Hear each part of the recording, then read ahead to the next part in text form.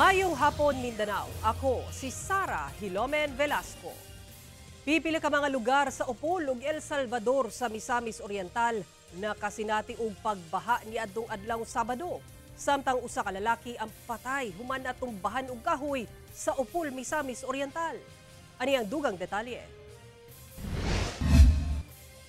Sabado pa lang sa buntag, nakasinati na ang probinsya sa Misamis Oriental ug Cagayan de Oro City og kusog nga pag-ulan epekto sa bagyong Uwan.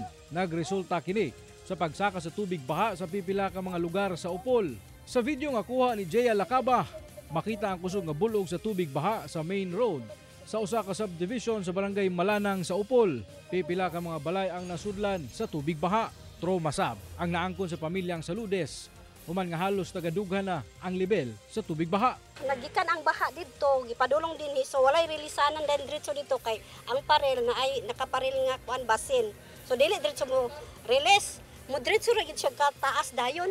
Duha ka adlaw human ang nahitabo nga pagbaha dinhi sa may barangay Tabok sa Upol, Misamis Oriental. Nagpadayon ang pamilyang Saludes sa pagpanghinlo sa buling nga gibilin sa maong pagbaha gani. Ang entrada o ang sulod nga bahin sa ilang balay wala pa gihapon nila maplastar hantud karon tungod sa kabalaka nga basi mo balik ang kusog nga pag-ulan ug mahitabo pagbalik ang paglunop sulod sa ilahang panimalay.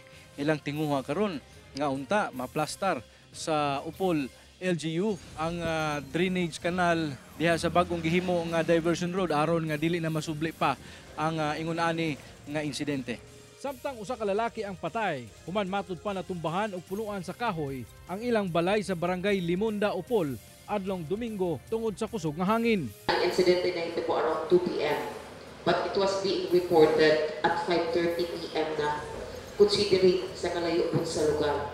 No?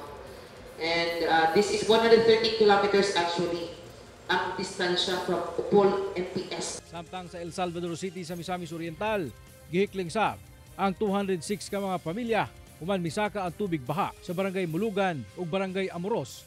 Sabado sa buntag, hinuon wala may natala nga nasamdan sa maong hitabo. Nakabalik na sab ang mga residente sa ilang mga balay. Adlong Domingo, sumala ni Misamis Oriental PDRRMO Head June D nga ang pag-ulan nga nasinati dala sa trough sa bagyong Uwan. Kita man nato no unsa siya kadako. Igo kita sa iyang rain ban no og moto ni resulta sa pipila like for example specific ng gid ko no nga ang heavy rains gyud heavy to intense rains ini sa lungsod sa Upol ug sa dakbayan sa El Salvador. Sa karon balik normal na ang sitwasyon sa tibuok probinsya sa Misamis Oriental ug balik na sab ang biyahe sa mga barge gikan sa Balingwan paingon sa Camiguin. Kauban si Makoy Sempron, James Paulo Yap, One Mindanao.